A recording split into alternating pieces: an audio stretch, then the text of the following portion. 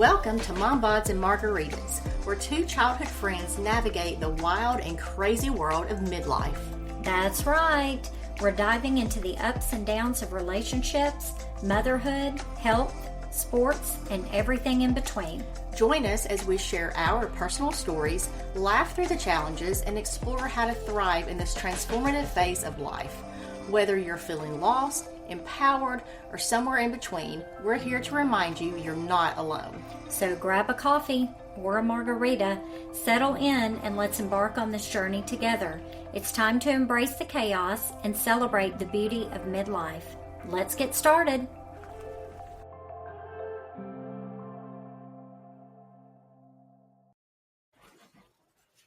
Hello. This is our Hi. very first podcast that we are doing. I'm Lisa. And I'm Mandy. And we have thought about this for a while and decided to name our podcast Mom Bods And Margaritas. We'll get in later on how we came up with the name and our background with each other, and hopefully it'll just be entertaining and fun and funny, and we'll have lots of laughs.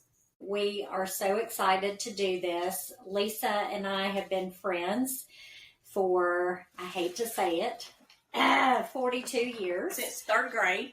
And we recently, as of a few years ago, reconnected. We've always been in each other's lives, but just recently reconnected, and we have the best time together and thought this would be something really fun, especially at our age. Yes. And we actually have lived in the same town for, years. 12 years, and probably saw each other a total of 3 times. So we were a mile and a half away from each other. But we often laugh about, we were 8, 9 years old, and we were wearing leotards, leg warmers in the 80s, making up dance routines, and here we are sitting on her sofa talking about menopause. So we just thought it would be really fun, and especially to share with other women our age, talk about the different struggles that we go through. For sure. So to back up a little bit, we met in third grade, and it was cheering, right? Yeah. They're cheerleading. We were both cheering at the recreational park down in our hometown, and became friends and just kind of saw each other in elementary school. The next thing that I remember, other than just spending the night with each other, was when we were on the same softball team in 6th grade. I'd never played sports, and she taught me she said, "I'm playing softball. Why don't you come join my team?" Do you remember the name of the team? It was purple. It was a purple team. I cannot remember. The Purple Panthers. Okay. Do you remember how many games we won? Probably 0. 1. I will say that although I have played sports, I have been on different teams throughout, I was not good at softball, and that was also my first year, and I acted like I was Derek Jeter and tried to get her to join. And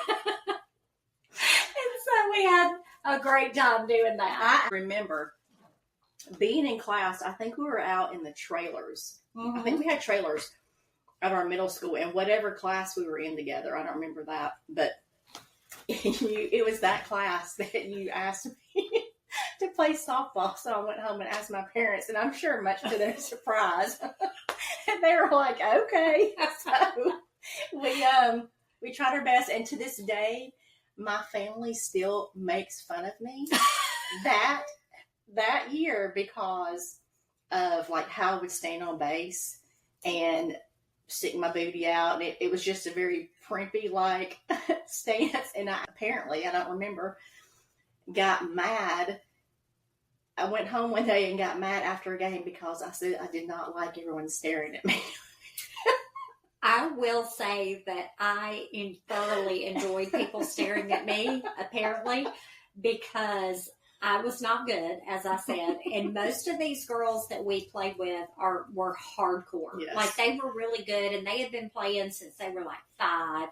Here we are, 12, don't know what we're doing. I remember hitting the ball like a little dribble and was so excited that I hit the ball. I ran to first. They missed me.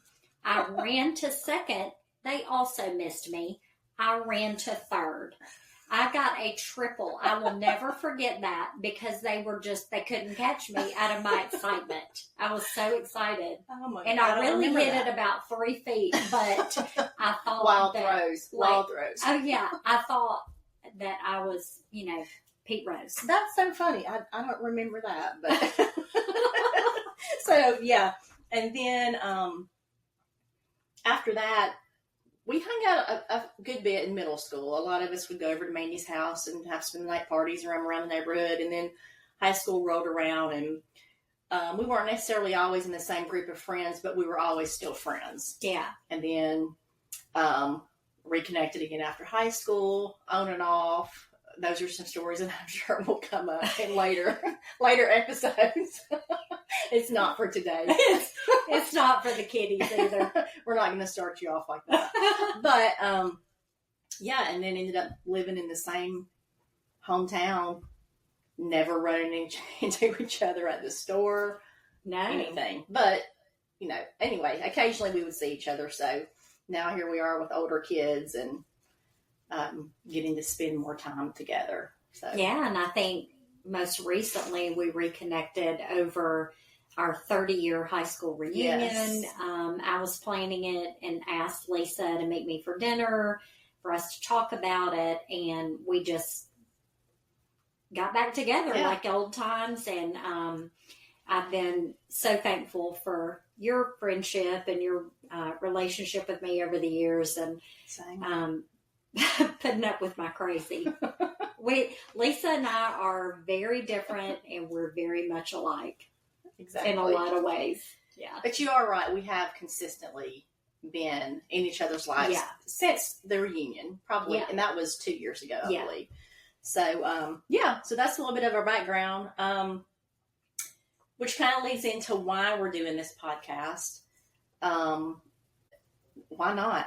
Yeah. I mean, we get together for dinner or, mainly for dinner, but whether we're over at each other's houses or not. And so we can sit, we're usually at dinner for 2.5 hours, drinking margaritas and laughing and just telling stories and catching up. So we thought, why not try a podcast and just see how it goes? So here we are. I think there's so many women that are our age that have similar experiences. They're friends with people for years and years. They never run out of things to talk about. Yeah. Life changes happen. I know I've been through recent life changes. And so, you have your friends to lean on, you get advice from them. And it's just a strange time to look back and think, wow, we've been friends for 42 years. Yeah. And so what we talked about years ago. We're only 40 years old. I know. How can that be? I'm only 30. But how our conversations have changed over the time. I have really laughed recently about, we used to talk about cute boys or whoever we had a crush on, and now we're talking about what kind of grass do you have in the backyard, and your grass looks good, and I've got these pests in my yard, and so it's really fun to see how our conversations have changed. Yes. Lisa bought me some beautiful patio cushions that I love so much for my housewarming present when I moved a couple of months ago. Yeah, and then we had, I guess it was at dinner, we were talking about starting this podcast and how to name it. So for whatever reason, I definitely wanted to incorporate margaritas because that's kind of our staple thing together, or it has been of late. And, but I kind of wanted it to be a little catchy, midlife, menopause, something geared in that direction. And then I thought Mom Bods, because, there's always so many jokes about dad bods. And I mean, we need the attention too. So look, we're not struggling, but Mom Bods seem fitting. Yeah, a little bit. I mean, we're 50. Yeah, let's be real. We've got a little extra fluff in places, and I think we both have taken care of ourselves fairly well, and I think you're beautiful. I just think 50 is what it is. We're being realistic anymore. It's reality. Yeah. So, Mom, Bods, and Margaritas it is. Yeah, absolutely. So, yeah, I think we'll probably try 10 episodes. Yes, We're going to commit to 10 episodes, but we're really nervous about that. Just learning the ropes and all that entails. So, but we are going to commit to doing 10 episodes, and then we'll take it from there and see how things go. Yeah, and when we are bumping up against Joe Rogan and his podcast and some others, Sean Ryan, huge shout out, love your podcast. Then we'll talk about doing some more. But we just thought it'd be fun, and we have nothing to lose. Right. We still get to spend time together, and we'll at least have these memories on my computer. Yeah, and have some laughs and some drinks. Yeah. Right? Yeah. Okay, so let's go ahead and get into some things to talk about. Yeah. Why don't we get into Mandy's new adventures? Okay. Eek. So, recently divorced. Well, first, tell the story about you leaving the house today and your son. Okay. Yeah. So I have two boys. So one is 24, almost 25, and one is 20, almost 21. And my 25-year-old, I was out of town for work, and he came and house sat and took care of my dog. And so he came by today to bring the Tupperware that he had taken as lunch. And anyway, I was leaving to come to Lisa's house. And I said, bye, I'm going over to Lisa's house. We're going to do a podcast. And he said, oh, what podcast are you guys listening to? And I said, no, we're doing one. And he goes, oh, well, what about?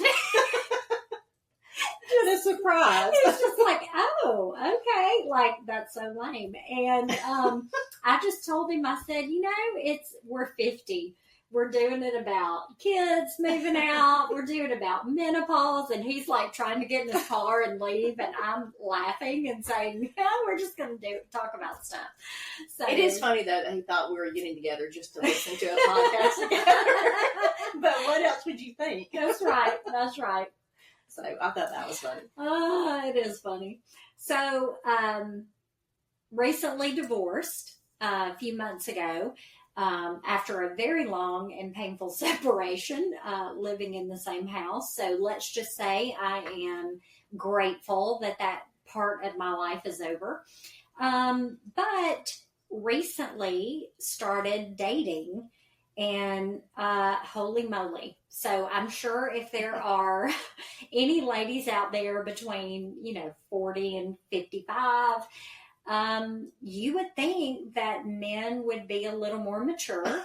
But I think we all can agree that that's not the case.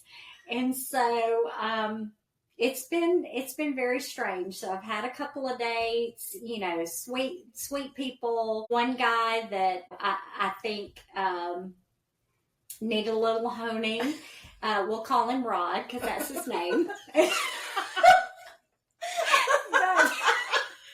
Yeah, let's call him by his name. We'll go ahead and call him out. But anyway, a few conversations. I thought we were going to meet. He never really brought it up, and he's like, I want to meet soon. And then texted me one morning, I'm 50. I'm about to be 50. And texted me one morning like, hey, sexy girl. And I'm like, block. Like, no, we're not doing this. Like, I'm not 21. Come on.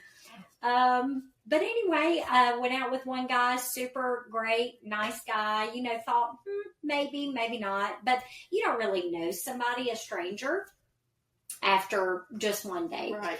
And so he says, hey, not really romantically inclined to go on another date. And I'm like, absolutely no hard feelings. Thanks for being honest with me. And I realized that my text is green. Like, he's blocked me.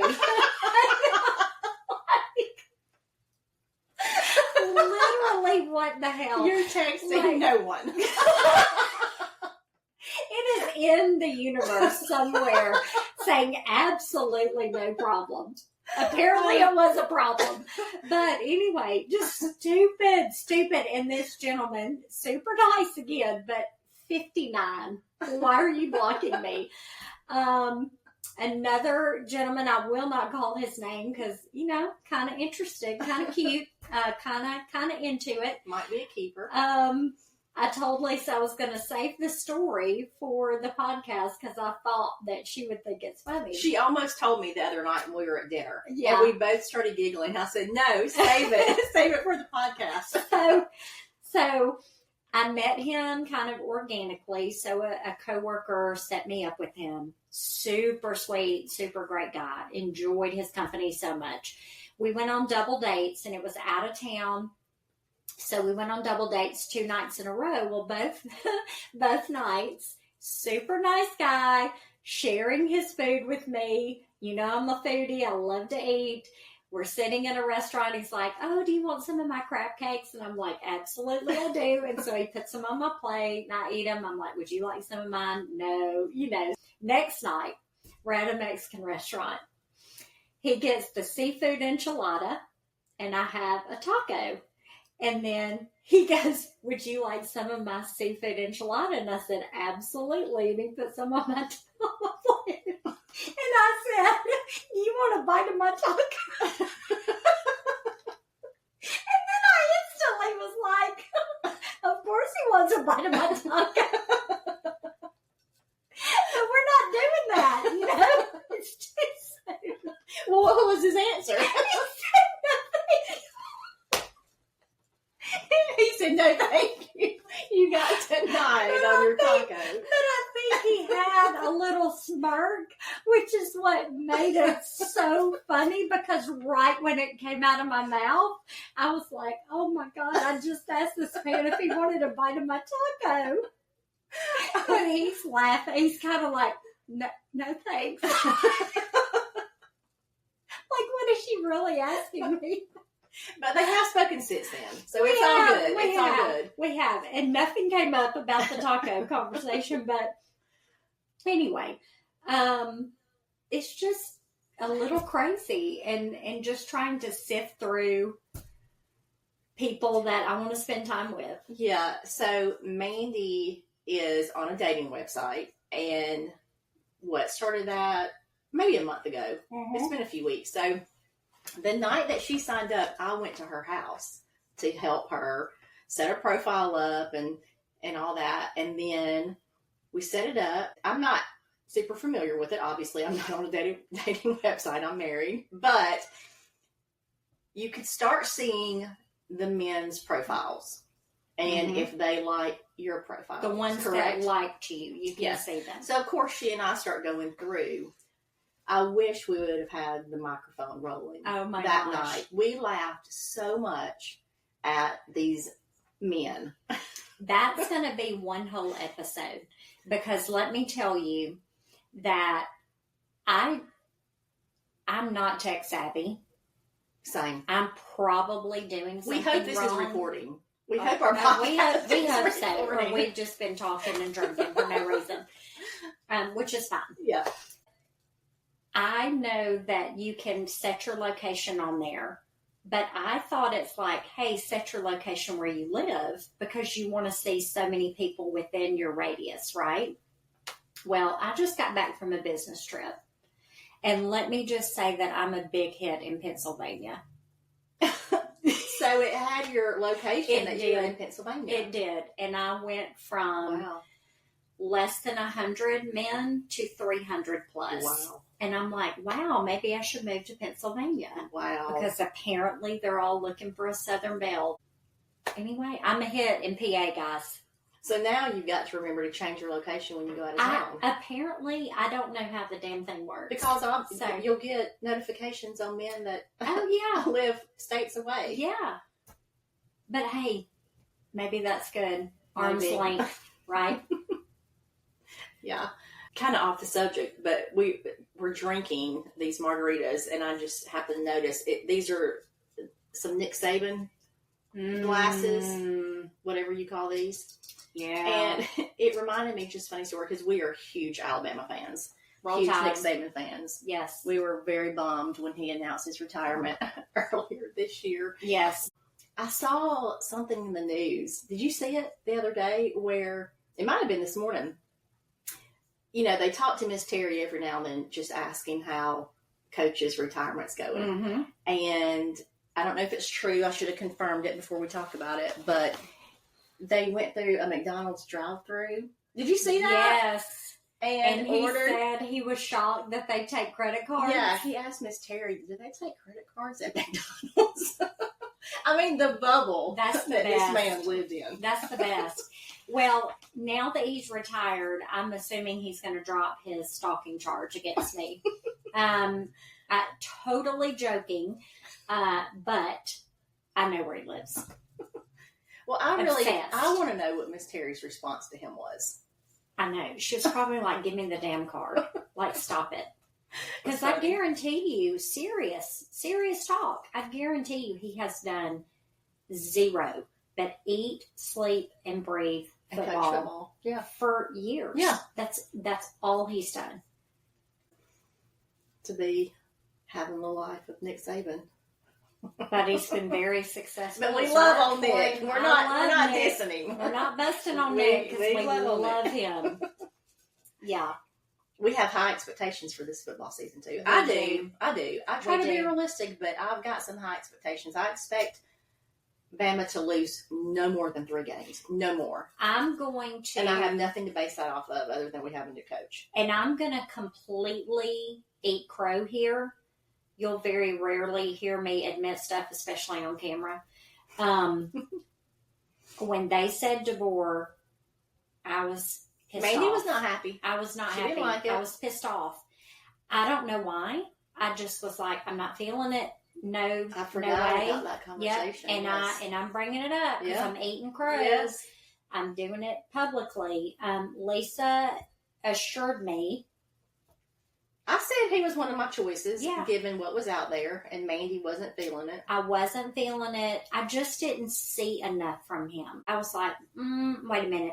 But the more that I have read about him, his success at other programs, I think we're going to have an explosive offense. I'm excited to see what changes he's made. I am still on the fence about his practice style.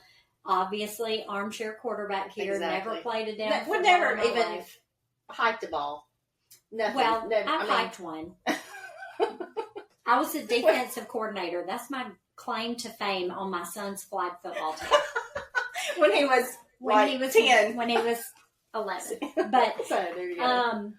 But I just thought, wow, okay, well, his style is so much different than Saban's. So we'll see if the discipline's there, if the penalties stay in check. The SEC is very different than West Coast, so we'll see. But we love football, love Alabama, and so we will definitely be talking about football on this podcast. That's part of our life, and we're wanting to talk about things that we're in the middle of. So marriage, menopause, kids, Alabama football. And so it's so strange too, switching gears, just thinking about football and the passion that we have for Alabama football and all that. I mean, I admire you so much for supporting your son and going to a rival school. Yeah. For those of you that don't live in Alabama, if anybody's hearing this from up north, it's a Michigan, Ohio State thing. Like, it is a big thing. It's way beyond what you can imagine. If you listen to us and you live up north, please send us a message, because we don't even know if people in our hometown is going to listen. Or our city, or even the state of Alabama. So yeah, people outside this room.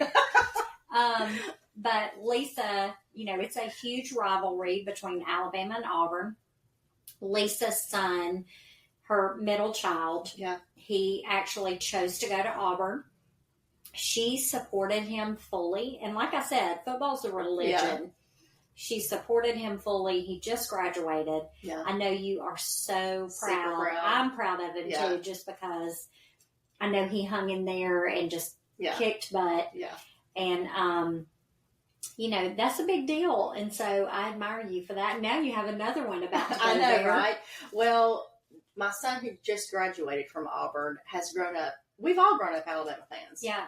My daughter went to Alabama, and so it was a little strange taking him. He went to a junior college for 2 years and then transferred to Auburn.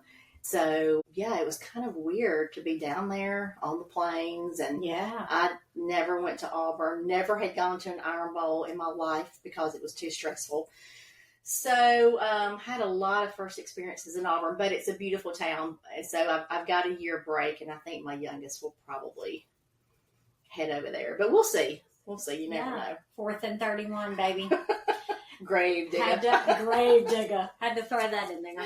And so my youngest is a college senior at the University of North Alabama. He's got a great group of friends having a ball. He's just like you. He is identical to me. God bless his soul.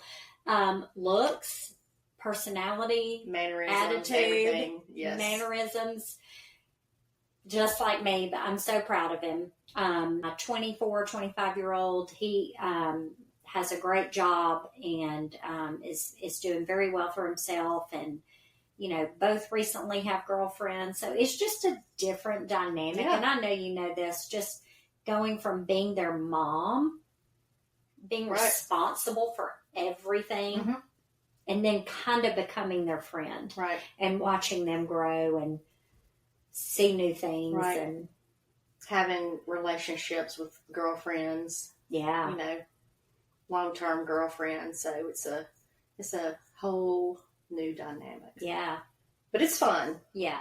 It's a good season of life. I always say I hate getting older, but it's different in a lot of ways, and you have your own stresses, but it's a good season of life, so we're enjoying it. I agree. Yeah. And I personally believe that our second half of life is going to be better than the first. So I'm very hopeful. I've got high hopes for the 50s. Yeah, me too.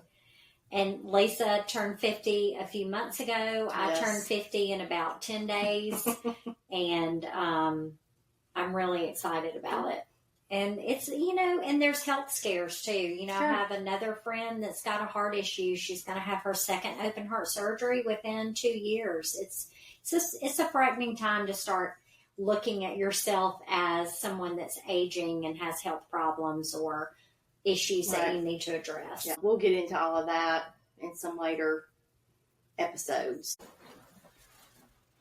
What advice would you give your younger self if you were, say, 12, and then say 18, and then say 25? So 3 different milestones. I actually posted something about this on Facebook not too long ago, where I had seen something else on Facebook, what you would say to your younger self. And so I had come up with 10 things, which I could have listed more. But probably when I was 12, like early teens, it would be to not care so much about what other people think, to not be so insecure, which is something I've struggled with my entire life. But probably back then it would be not to be so insecure, to have more confidence in yourself. Whatever it is that you wanted to do, just try it. Just like this. Yeah.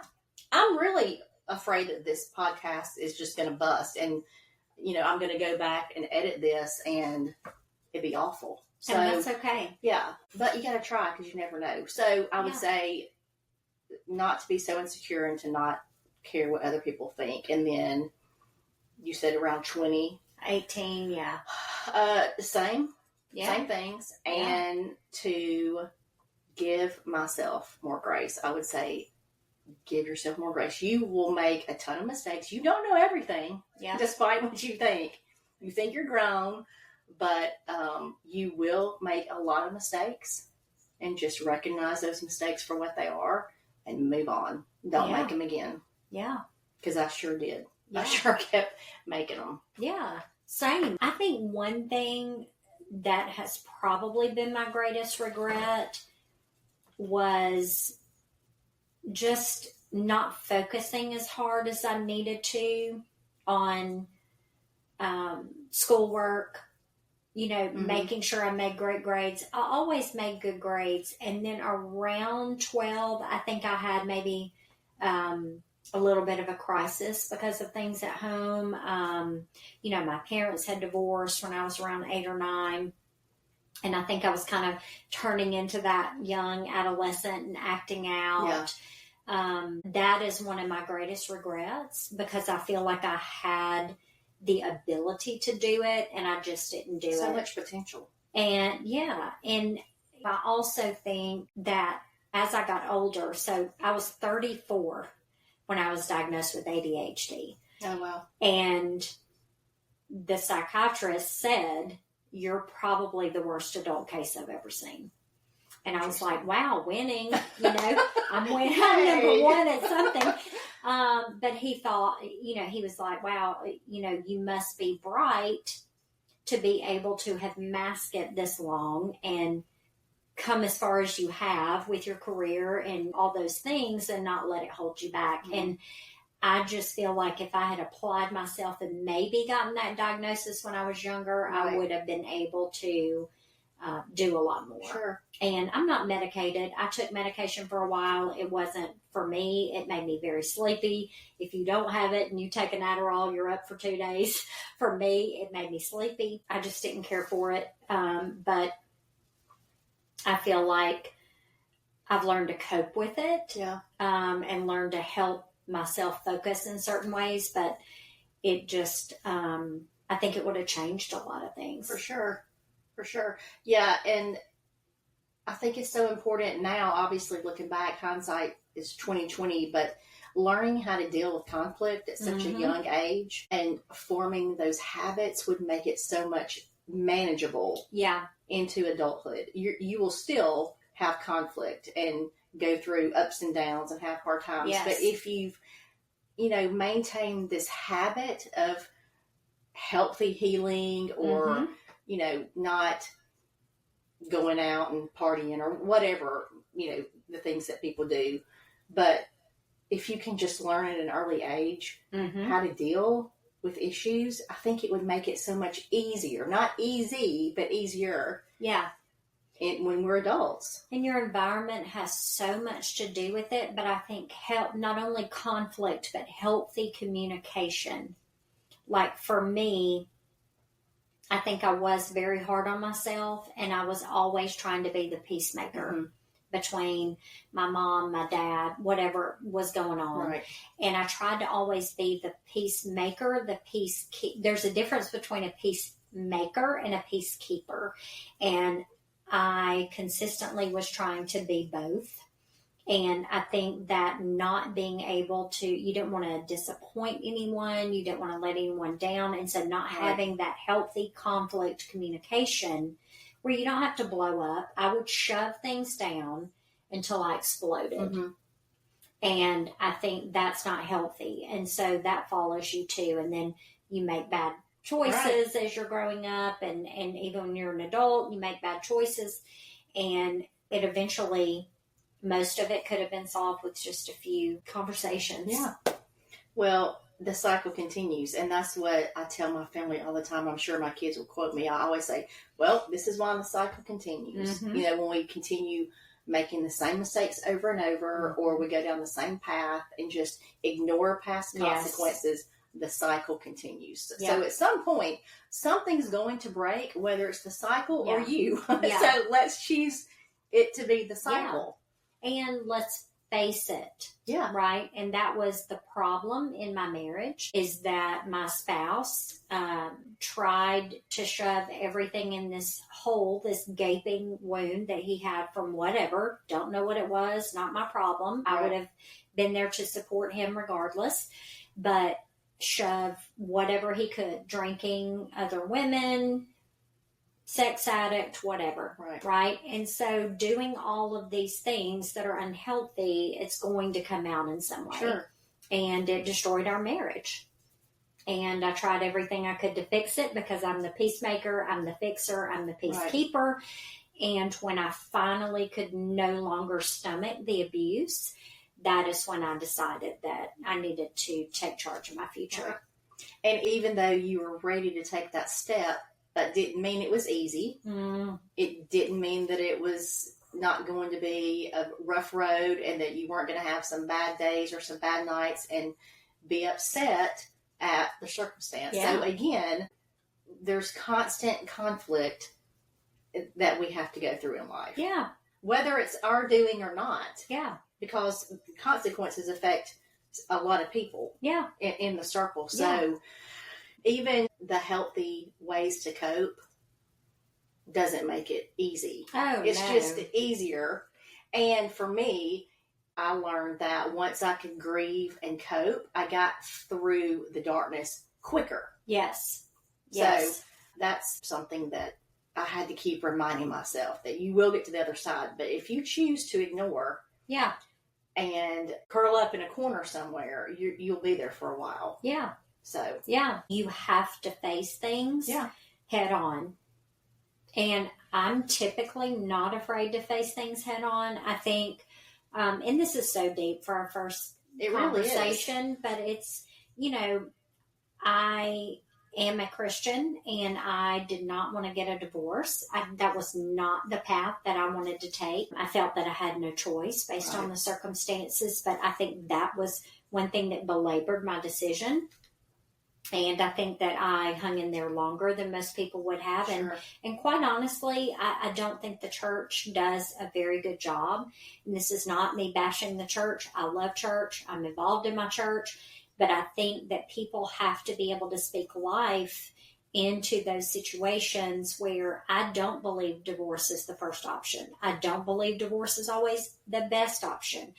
I did not want a divorce, but I also believe that the church does not do a good enough job at saying, divorce is really not your first option, but if they are unwilling to change, they are unwilling to face reality, they are unwilling to take accountability, stop having affairs, stop doing drugs, stop getting drunk every night, whatever that is, soliciting God knows who for what, then at that point, you are free and clear to do what you need to do. And I think I struggled a very long time. And that to me is spiritual abuse, when people try to make you stay in a situation that was difficult. And I think that's having an effect on my dating as well. Of course. Yeah. Well, it's hard to trust again. Yeah. With any relationship. And that has always been an issue for me, is trust. Sure. And, I've not always been perfect in relationships. So, it goes both ways. So we're really not here to bash men. That's not it. But just in general, and for me personally, being able to trust my partner is number one. Yes, it is absolutely. It will drive me insane if I cannot trust what my partner tells me, whether it's loading the dishwasher or where you were the night before. Right. That just don't lie to me about whatever. Well, and we'll probably be good. Yeah, women's greatest need is security. Exactly. And that doesn't always mean money. Right. That means feeling protected, safe. Yes. And when you don't have that, you're pretty much dead in the water. Right. Because if I ask you what did you have for lunch, and you tell me pizza, and you really had hot dogs, and I'm doing your laundry, and I pull out a receipt, and I see you had 2 hot dogs for lunch, it's not about the hot dogs. No. But it's about, you are lying to me. So what else are you lying to me about? Right. And I think a lot of that stems from some childhood wounds. And those are things that I address in therapy, and I'm working through it. And, therapy, everybody should be in therapy. I have always kind of bashed it like, what? Who's that? People are crazy. Why are they going to the therapist? I've been going for the last few months. I want to make sure that I'm making healthy choices moving forward. Mm-hmm. And I think everybody needs to go to therapy. I can say whatever I want to in there. Exactly. And I pay him for it. So he has to listen. Well, you really do seem much happier. Mm-hmm. It was a bumpy road there for almost a year. It was rough. But and it was hard as your friend to watch a lot. Yeah. And find the balance between letting you know my thoughts and backing off. Yeah. And we've known each other long enough to Yeah. where I think we can do that. But We still, can. when you're in that situation, it tends to get a little sensitive and Yeah. touchy. And so you have to be careful with that. But I really am proud of where you are now. There's a lot that you've accomplished in the past few months in so many ways. So Thank you. I can't wait to see this time next year how I much know. has changed. I know. I can't wait for our podcast to be number 1 on Spotify. Well, we'll see. Got to get the listeners. Yeah, that's right. That's right. Well, I'm so proud of you too. Well, I think thanks. that's something that we need to say to each other as friends. We've been friends a long time. It's hard for me to take that in, like when I people know. say that to me, because I think, well, why? You know, Because you're awesome. I am awesome. You are awesome. But that'll have to be another podcast where we talk about maybe learning how to accept compliments more often. And, yeah. Positive thoughts and Yes. things like Isn't that that from funny? other people. It is. It's funny how neither one of us can do it. You can say you look pretty and I'll go, ooh, really? I look Same. fat. I've had people tell me in my life on more than one occasion, you need to learn how to take a compliment. Uh-huh. And, certain things stay in your mind over the years, no matter how random they are. Yeah. And that's one of the random things that I have never forgotten. And I even remember one of the people who said it to me, and I won't mention who it is, but you need to learn, Lisa, you need to learn how to take a compliment. And I've been told, Lisa, you really should, you should smile more often. So I do maybe have a resting bitch face, but apparently I don't smile enough. Well, So I have an RBF sometimes. I will also say that I have major lines from smiling a lot because I love to laugh. And can we just pay homage to TikTok? I am 50 and she sends me TikToks every day. TikTok, Every day. TikTok, I guess it's good for my ADHD brain because I can just scroll. But it is the greatest thing. It's senseless humor. It's the greatest thing on the internet. It's like the downtime. It's that we the need. greatest. I can even have music playing while I'm working, or I can have TikTok going in the background while I'm working.